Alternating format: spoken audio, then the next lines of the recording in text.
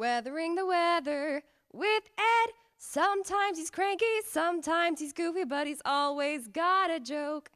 Before I met him, I said meteorology. Hey, guy, that's not for me. But now I'm weathering the weather with Ed. Okay, hello there, sports fans. Hello. Stop it. Today is June 3rd, 2014, and on Friday, guess what Friday is? And don't tell me it's the 6th. What is Friday? D-Day. D-Day. All right? The invasion of Normandy in 1944, 70th anniversary. And there's been a lot of stuff on PBS lately. Great shows. Yeah? Really. They have live footage, and they had two guys, or several people who had actually lived through it. Oh, my God. Oh, did they? Stop it. They were, oh, you're trying to, good. All right, it was amazing. And here's a little thing about it. We'll get to some stuff I had. Weather was awful on the originally scheduled date, which was 6/5/1944, and a marginal forecast for 6/6. Eisenhower was again. Eisenhower rolled the dice with the approval of his meteorologists. Yes. All right. And the Germans didn't think we'd go. Well, the Germans were way off with this. But we did go. Thank you. Now, this whole thing, if you watch the PB, this whole thing was a mess. Yes, it was. They had done bombing runs and sending whatnot in from the ships, right? And Rommel had they had put up this defense line, cement, buildings, not buildings, but cement, and the turrets open so you can shoot out of there. Bunkers, kind of. Yeah, bunkers. Yeah, it's all cement. And they thought they had. We thought we had damaged a lot of that. I don't think so. No. Because he had steel. I don't know if it was rebar. It's in there. So if the bunker got hit, it didn't crumble. So we thought we had done damage. We didn't do very much at all. Not very much. And it turns out you had to be close before you could see the weaponry. They had some big guns there. They had the whole beach covered because they had guns at different angles. They could cover the beach. Mm-hmm. And he had also put out these wood things that looked like that. And on top was, I think it would explode. You'd move in, see at high tide it was hidden. Mines, yes, on top. So at high tide it was hidden. So boom. That's very painful. So they went in at lower tide. And the Germans didn't expect them to come there. Actually, also the Germans thought that they were going to attack farther up. And they had all kinds of fake personnel, fake tanks, and all this. But Erwin Rommel, is known as the Desert Fox, a brilliant military man. And he said, they're not going to do that. They're going to come where they came, into Normandy. But did somebody listen to them in Berlin? Oh, of course not. And everything wasn't finished yet. But hey, it came time. It did. There was only 40,000 German troops there. We have a map behind us. It's still there, but it's in the corner. These are the pictures of people coming ashore. Actually, yeah. Now, a lot of the people just didn't make it. They were just mowed down. Yeah, they were. Some of these landing craft, they sunk before they got there. Mm-hmm. And they had we had a conveyor belt system. Did I say velt or belt? You said belt. Thank you. At timed intervals, more and more of these boats would show up. But that didn't help because they couldn't get off the beach. No. And you had to get off the beach to live. Couldn't move. So they just mowed down, just disgusting. Most of you must have seen these pictures where they just walk, coming up and boom, they're falling. So I think by 8 o'clock it was actually lost, the battle. We lost it. But then they kept coming with more people. And then finally, some of them said, I'm getting off the beach. I'm going to get out of here because I'm going to get the killed. best idea. So they showed one guy who made it off the beach to this area.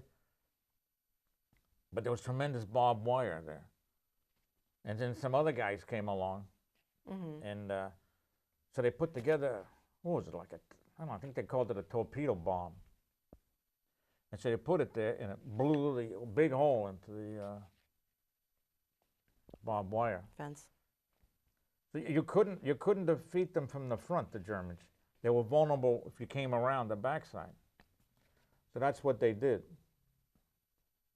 And then, but it took a while.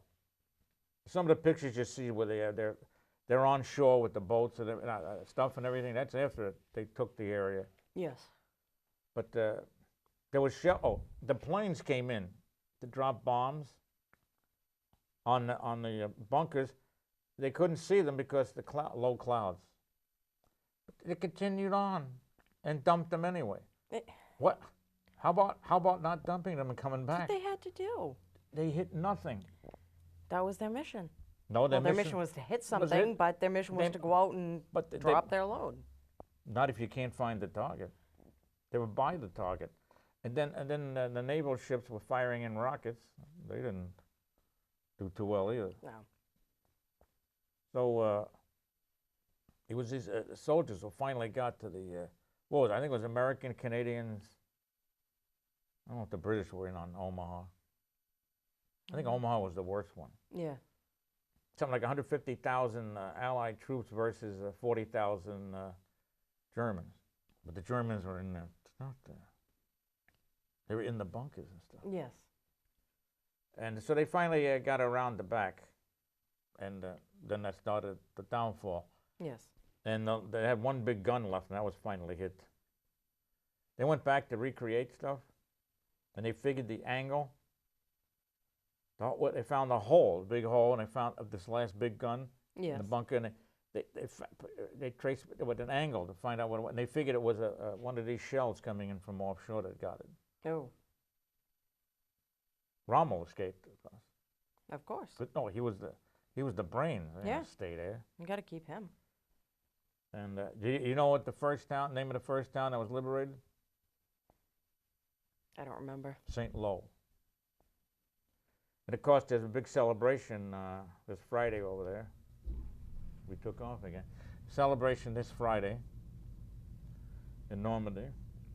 Now, as far as I know, they have the Allied cemetery, and then I found out a few years ago they also have a cemetery for the German soldiers. Had to be buried somewhere. Well, no, because they figured it was they're somebody's son also. Yeah. So they did that. Like I said, they had to be buried somewhere. It was a mess. Yes, it was. It won by sheer volume of men coming across. And one of the guys was on. He says he's on the beach. He figured out we're being sacrificed. They were. Sad that it took that long to figure it out, though. That was a big game. It was a big gamble, and if we had lost that for instead of coming around, I don't know what they would have done. But they also had a guy who was they were brothers, twins. Mm-hmm. One went in first. He got in. Yeah. Cut down immediately. Mm-hmm. I believe. The brother, he was on something. I don't know if something happened to the boat they were coming in on, but they had these very heavy packs on, which it made hard to move fast. Food and all that. Yeah. So he was into the water and he's sinking. He got himself back up. A lot of them took the packs off and just took off. You had to. You couldn't move. Couldn't do anything. So then they took him back, and then a few days later he came back, and he noticed that they had some of the Germans in wheelbarrows. I think it was. They had the Allied soldiers. They were burying them. So he went over to where they were burying them, and he's checking the crosses and all this. And they had the dog tags hanging on it. So he goes to one and rubs the dirt off of the dog tag. It's his brother. That's sad. Yeah. Okay. So now we have, do you have any questions? I have no questions. They did another thing. The Navy was involved, of course, with all the landing. And there's another one that they had with the PBS recently. They had they were taking pictures of all the naval ships, or boats you want to call them, that were, they sunk. And then somebody apparently was upset that the Navy never got their due in Normandy. Oh, yeah. Because they had to load they were doing them, moving them in. Yeah. So, and they also, somebody was making a bronze cast of something, the soldiers and stuff for that. So here are some little known facts. Now how weather got involved, there was stormy weather. And so they had to postpone the landing. I think they actually went and called them back. Okay. But they were exhausted because, Yeah. and they went the next day. The Germans didn't think they'd come that day. Yeah. So here's are 10 little known facts, and I'm going to take it away, please. Thank you. No, thank you. All right. 17 minutes. On June 6, Don't worry. 1944, 160,000 Allied forces took part in the D-Day invasion that would change the course of World War II. Though most Americans know the basic story of D-Day, here are some facts about the invasion some may not know. The boats used to deliver troops to the battlefield were the creation of Andrew Jackson Higgins. He adapted the shallow water boats he designed for the oil industry in Louisiana to fit the needs of the military, according to the National World War II Museum in New Orleans. The Allies created a ruse to convince the Germans that the invasion would take place at Pas-de-Calais instead of the Cotentin Peninsula. Yeah, that was farther up. Yes. I mean, all these fake things there. According to the U.S. Army, a dummy base was constructed out of plywood and inflatable tanks were placed to create the illusion of a massive army division. D-Day, originally codenamed Operation Overlord, almost took place on June 5th. Bad weather delayed the invasion, and a meteorologist informed General Dwight D. Eisenhower that morning that the weather on the following day would be more favorable, according to the History Channel. The weather on June 6 turned out to be as miserable as the previous day. German General Erwin Rommel's troops at Normandy initially took no action to prepare for the invasion because they did not believe it was possible given the dreadful conditions. Rommel was nowhere near France on June 6th. He was celebrating his wife's birthday in Germany during the invasion. The Royal Air Force dropped aluminum over Pas-de-Calais early in the morning on June 6th, according to the BBC. The aluminum simulated a massive invasion fleet on enemy radar while troops got in place at the real invasion point. General Theodore Roosevelt Jr. served in both World War I and World War II. The son of the former president landed with the first wave of troops on D-Day. He was awarded the Congressional Medal of Honor for his efforts in World War II.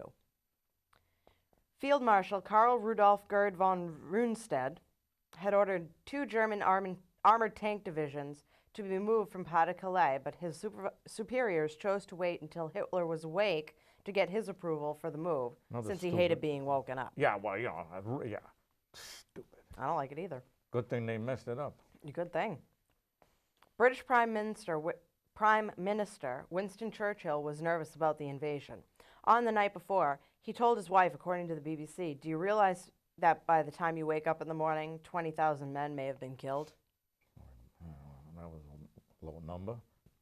The Allies anticipated many wounded soldiers and casualties. The Army spent 2 years planning for the medical treatment of the wounded.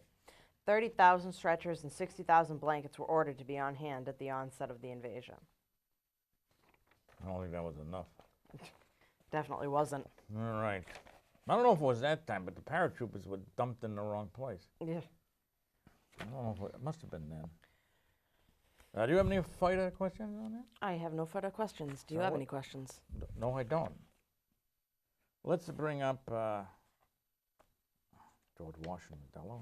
I don't think so. Why don't we do a little Titanic? Titanic's big. What? The Titanic sank, and it's not a love story. God, these people are crazy. They're out in the front. It's sinking, but I love you truly. They had to give it a point of interest. They didn't have to give it. And Celine Dion wasn't there either, you know. How many facelifts has she had? Oh, she had a lot of plastic surgery. I have no idea. I don't. You know, she turns sideways. This is great. Turns sideways.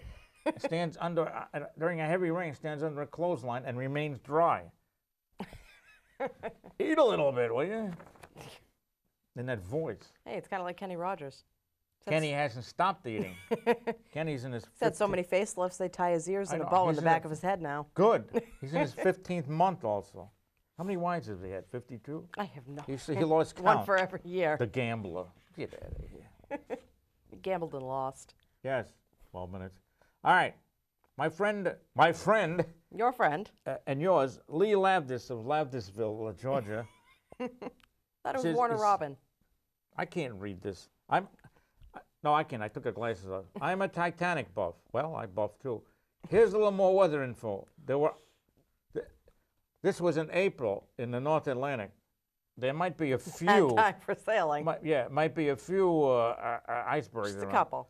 There were icebergs and ice floes all over the place, even though they were south of 42 degrees north. Yes, I think we're roughly. That's right in the eye. Good job. I think this is good. I think that we're 42, I think. 72? I'm not sure what we are. I think we're 42. I lost track a long time ago. All right, it was near midnight, ship's time, wherever they were. Clear skies, temperature 28, moonless. See, there's a problem. It was moonless. You couldn't happens when see you the get a new babies, moon. right? No. All right. Calm wind and sea, which prevented them from identifying the iceberg through light or breaking waves on the berg to generate white foam. See? Yeah. The weather really nailed them. Yes, it did. Well, actually, it was the iceberg that nailed them. Yes, but the weather with The weather the helped. moon and the calm sea. The weather's not the moon. The calm seas did help with launching and handling lifeboats. Of course, there weren't enough of them No. because it's Heaven forbid. unsinkable. Yeah. And you ever hear of the unsinkable Molly Brown? Yes, it did. That's where she was. I know She had a that. habit of being on ships that went down but survived. I know. All right. Later became, who was it? Eddie Fisher's the first wife? You know, George? Eddie Fisher's, Tammy. Debbie Reynolds, that's right. She played the unsinkable Molly. Let's give George another hand. Thank you, George. Yes. All right, good. Thank you. She was Very great. good. Matt.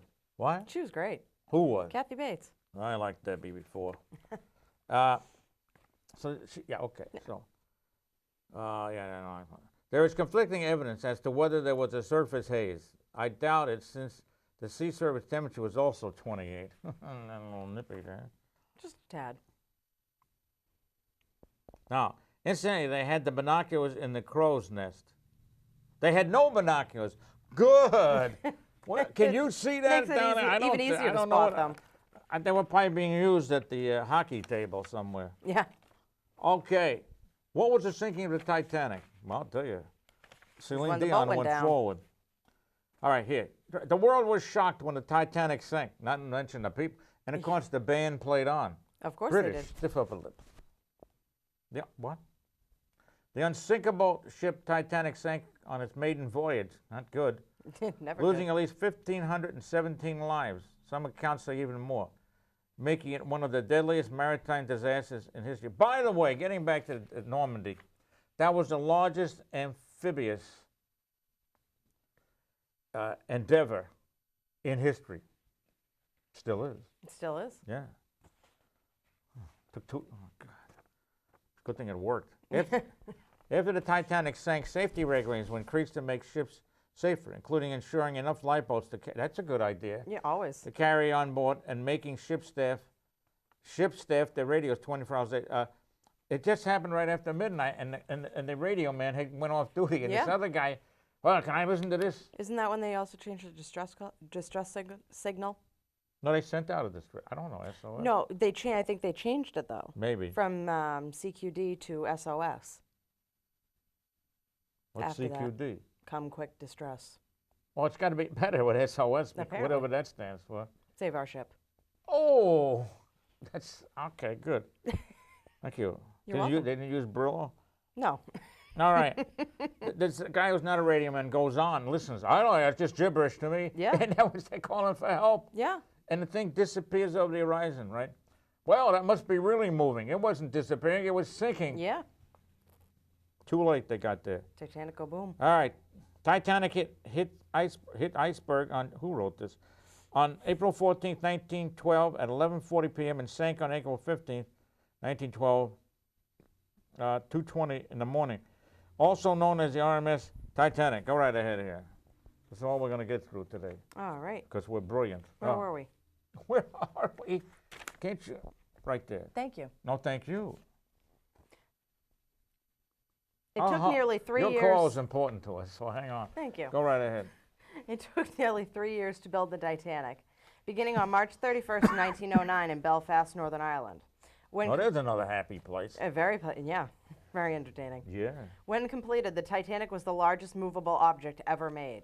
It was 882.5 feet long, 92.5 feet wide, 175 feet high, and displaced 66,000 tons of water. That's a lot of water. The first 2 days across the Atlantic, April 12th and 13th, 1912, went smoothly. The crew worked hard and the passengers enjoyed their luxurious surroundings. Not for long. Sunday, April 14th, 1912, also started out relatively uneventful, but later became deadly. Throughout the day on April 14, the Titanic received a number of wireless messages from other ships warning about icebergs along their path. Yeah, but they don't pay attention or what? Apparently not. However, for various reasons, not all these warnings made it to the bridge. Oh, because they were too lazy to go up there. They were listening to the love story that was going on. Well, that's the thing. Captain Edward J. Smith, unaware of how serious the warnings had become, retired to his room for the night at 9:20 p.m. At that time, the lookouts had been told to be a bit more diligent in their observations, but the Titanic was still steaming full speed ahead. That's not diligent. Not at all. Well, he said a bit more diligent. Oh, he cut it back to 90. He cut it a little bit. Okay. You know. Where are the binoculars? Oh, they're downstairs. The evening was cold and clear, but the moon was not bright. This, that, yeah. And the other thing, coupled with the fact that the lookouts did not have access to binoculars, meant that the lookout spotted the iceberg only when it was directly in front of the Titanic. You know why they did this? Because it's unsinkable. Well, if we hit it, who cares? They figured it wouldn't really matter. At 11:40 p.m., the lookouts rang the bell to issue a warning and used a phone to call the bridge.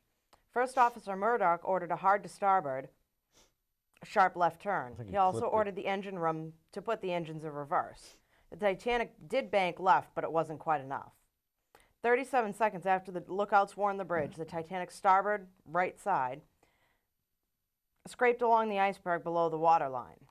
Many passengers had already gone to sleep and thus were unaware that there had been a serious accident.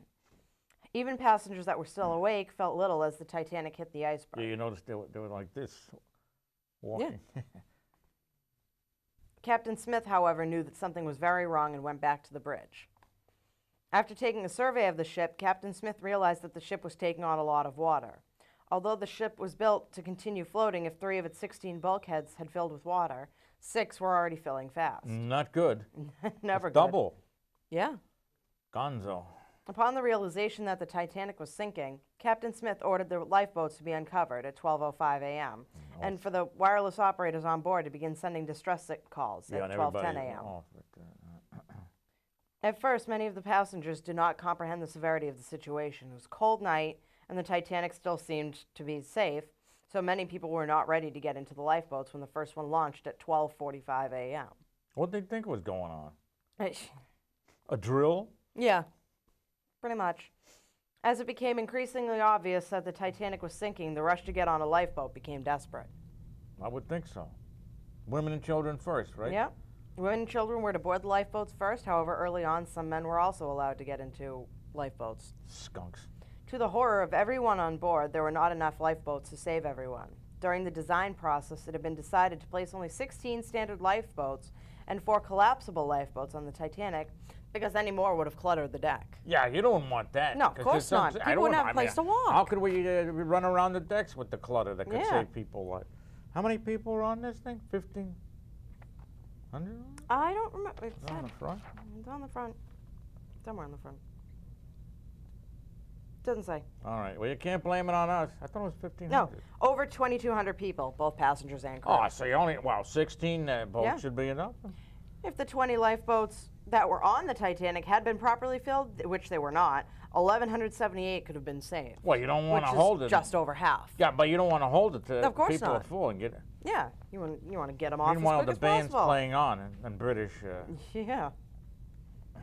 Oh, once the last lifeboat was lowered at 2:05 a.m. on April 15th, 1912, those remaining on board the Titanic reacted in different ways. Some grabbed any object that might float, like deck chairs, Yeah, but it's threw the 28 object degrees, the overboard, water. then jumped in after it. But it's 28 degrees. Mm-hmm. Others stayed on board because they were stuck within the ship or had determined to die with dignity. The water was freezing, so anyone stuck in the water for more than a couple minutes froze to death. Didn't ships show up later? They did. I'll get there. At 2:18 You don't mind if I a.m. choke here, dude. on April 15th, wow, they wrote that wrong. 1912. What did it say there? 1915. Okay, well, they mixed up the... Yeah. Barely, it that sunk was, three years that was the later. IRS trying to tax them. Yeah, it sunk three years later. Kidding me? It held up for 3 years, yet nobody got there. 3 years, but nobody got off the boat. That's one hell of a ship, I'll tell you. It is, I tell you. Really I unsinkable. got British know-how, I'm telling you right now. No, it was Irish. Close enough. The Titanic snapped in half and then fully sank 2 minutes later. Snapped in half, that Snapped would be in a half. problem. It usually is. Yeah. Not good when things snap in Not half. very good. Although several ships received the Titanic's distress calls and changed their course to go help, it was the Carpathia that was the first one to arrive, seen by survivors in the lifeboats around 3:30 a.m. The first survivor stepped aboard the Carpathia at 4:10 a.m., and for the next 4 hours, the rest of the survivors boarded the Carpathia. Once all of the survivors were on board, the Carpathia headed to New York, arriving in the evening of April 18, 1912. In all, a total of 705 people were rescued, while 1,517 perished. I knew I heard 1,500 there. Yeah, Unbelievable. it's horrible. What? Stupid It's just a people. combination of so many, It's a combination of stupidity. combination of a lot of stupidity.